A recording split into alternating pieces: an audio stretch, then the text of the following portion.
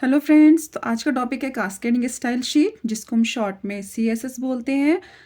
और ये क्या होता है, इसका यूज़ क्या होता है और ये कितना ज़्यादा इम्पॉर्टेंट है एचटीएमएल के अंदर, वो सब हम इस टॉपिक में। If you like my video then don't forget to subscribe my channel करेंगे। तो मैं आपको बता दूं कि जब एचटीएमएल इंट्रोड्यूस हुआ था तब बहुत सारे पेजेस उनको कोड करने पड़ते थे। अगर उनको मान लिया कि एक वेबसाइट बनानी है और उसमें 15 वेब पेजेस हैं, तो उनको 15 वेब पेजेस अलग अलग बनाने पड़ेंगे और 15 के 15 में सारी कोडिंग उनको करनी पड़ती थी।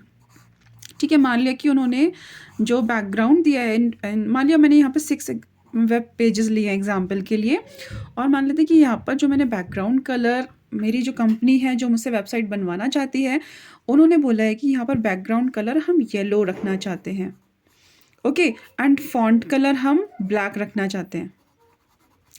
बट जब हमारा प्रोजेक्ट पूरा रेडी हो गया, हमारा वेबसाइट रेडी हो गया, हम हैंड ओवर कर रहे हैं क्लाइंट को, तब क्लाइंट ने बोला कि नहीं नहीं, येलो और ब्लैक का कॉम्बिनेशन इतना अच्छा नहीं लग रहा, मैं चाहता हूँ कि जो मेरा बैकग्राउंड कलर हो वो ब्लू हो और जो टेक्स्ट कलर हो वो ब्लैक हो।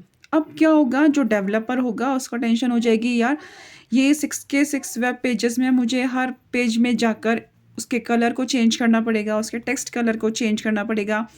मीन्स जो भी उसको चेंजेस बताएगा वो क्लाइंट, तो उसको हर पेज में बारी बारी जाके चेंजेस करने पड़ेंगे अकॉर्डिंग टू एचटीएमएल कोडिंग, जिसमें हम स्टैटिक वेब पेजेस बनाते हैं। या फिर जो कि अर्ली 90s में जो कोडिंग होती थी, तब ये चीज़ की जाती थी कि डेवलपर को जो भी चेंजेस करने हैं वो हर पेज में जाके अलग अलग करने होते थे। इससे क्या होता था कि डेवलपर की फ्रस्ट्रेशन बढ़ जाती थी, उसका काम बढ़ जाता था, पेज हर बार में बहुत टाइम लेते थे लोड होने में।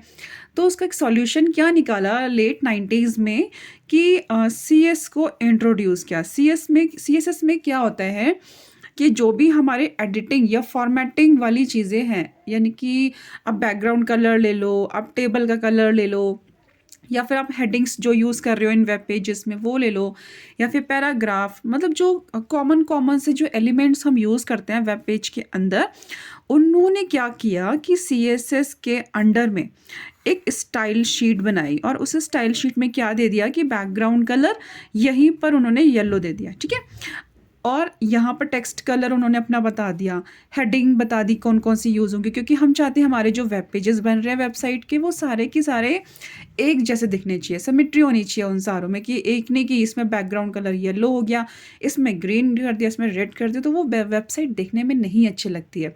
अगर आप चाहते हो कि एक सिमेट्री हो, तो वो सारे फॉर्मेटिंग वाले जो एलिमेंट्स हैं वो सेम होने चाहिए। अब क्या हो, जो सीएसएस के अंदर हम एक स्टाइल शीट नाम की एक फाइल बनाते हैं। स्टाइल शीट के अंदर क्या होता है, जितनी भी फॉर्मेटिंग वाली चीज़ें होती हैं, फॉर्मेटिंग वाले एलिमेंट, हम यहाँ पर इकट्ठे एक साथ लिख देते हैं कि पैराग्राफ हमारा ऐसा होना चाहिए। मैं एग्जांपल के लिए बता रही हूँ सिर्फ कि टेक्स्ट कलर हमारा ऐसा होना चाहिए। और हम क्या करते हैं, इन सारे वेब पेज में इसको हम कॉल कर लेते हैं। ठीक है, जब हम वेब पेज का डिज़ाइन करेंगे, मान लिया हमने इसको डिज़ाइन किया, तो हमने इस वाली स्टाइल शीट को यहाँ पर कॉल कर लिया, या फिर हमने इसकी कोडिंग यहाँ पर एक छोटी सी एक लाइन की कोडिंग होती है इसको कॉल करने की।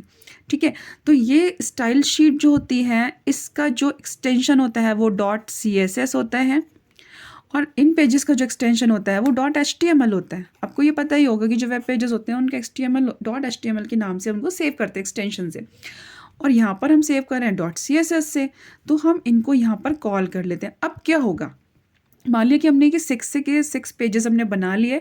अब हम हैंडओवर जब दिखा रहे हैं हम क्लाइंट को, तो क्लाइंट ने बोला कि मेरे को ये चीज़ पसंद नहीं आ रही।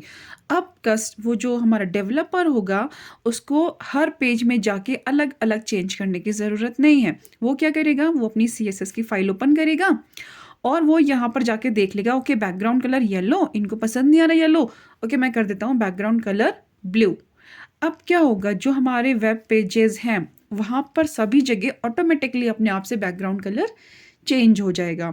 हर पेज में अलग अलग जाकर चेंज करने की ज़रूरत नहीं पड़ेगी। ठीक है, अब जो ये स्टाइल शीट होती है, स्टाइल शीट को कॉल करने के हमारे 3 तरीके होते हैं। फर्स्ट होता है हमारा इनलाइन, या फिर हमारा होता है इंटरनल। इंटरनल में हम क्या करते हैं कि जो भी हमारा वेब पेज होता है उसी के अंदर हम इसको कॉल कर लेते हैं, ठीक है। या हम उसकी जो कोडिंग होती है उस वेब पेज के अंदर ही लिख लेते हैं, छोटी सी कोडिंग। नेक्स्ट होता है हमारा इनलाइन, जो हम हेड टैग के अंदर यूज़ करते हैं। थर्ड होता है हमारा एक्सटर्नल, जो कि हम बाहर एक CSS की अलग से फाइल बनाते हैं, फिर इनको यहाँ पर कॉल कर लेते हैं। ये सारी चीज़ें आपको बहुत कॉम्प्लिकेटेड लग रही होंगी, सारे नाम सुन के कॉम्प्लिकेटेड लग रहा होगा, बट इतना कॉम्प्लिकेटेड नहीं है। मैं अपना जो नेक्स्ट वीडियो मेरा है उसमें ये सारी चीज़ें बहुत अच्छे से एक्सप्लेन की गई हैं कि इनलाइन क्या होता है, इंटरनल क्या होता है, एक्सटर्नल क्या होता है, तो उससे आपको बहुत अच्छे से क्लियर हो जाएगा। तो ये बात आपको समझ में आ गई होगी कि हमें CSS की ज़रूरत क्यों पड़ी, ताकि हमारे जो डेवलपर हैं उनका लोड कम हो जाए, उनको कोडिंग कम करनी हो, हमारे जो वेब पेजेस फास्टर डाउनलोड हो जाएं, ठीक है। ये सारी चीज़ें करने के लिए हमने CSS को इंट्रोड्यूस किया। और इससे क्या होता है, .css से हम अपने वेब पेज को HTML के कोडिंग से भी ज़्यादा अट्रैक्टिव बना सकते हैं, ठीक है। तो हम इसकी डेफिनेशन एक बार देख लेते हैं कि ये है क्या। It is a stored set of design principle that tells how to format and display the elements on the web page. ये क्या होता है, हमारे डिज़ाइन प्रिंसिपल्स का एक स्टोर्ड सेट होता है, जिसमें हम बताते हैं कि जो हमारा वेब पेज है वहाँ पर हाउ टू फॉर्मेट, हमारे जो एलिमेंट्स वो कैसे फॉर्मेट होंगे या कैसे वो डिस्प्ले होंगे, वो वेब पेज पर बताता है। वो कौन बताता है, हमारा CSS, ठीक है। CSS can set colours, fonts, backgrounds, borders, margin and even the placement of element on the web page, कि हमारे जो कलर्स हैं, ठीक है, वेब पेजेस के जो कलर्स हैं वो कैसे दिखने चाहिए वो हम CSS से कर सकते हैं। फॉन्ट है जो हमारा एक जैसा होगा सारे वेब पेजेस में, तो हम यहाँ से कंट्रोल कर सकते हैं, ठीक है। बॉर्डर्स, मार्जिन्स, ये सारी चीज़ें अब आप कहाँ से कर सकते हो, CSS की फाइल से कर सकते हो सारे वेब पेजेस में, ओके। तो ये तो हो गई हमारी डेफिनेशन सिंपल सी। अब स्टाइल शीट क्या होती है।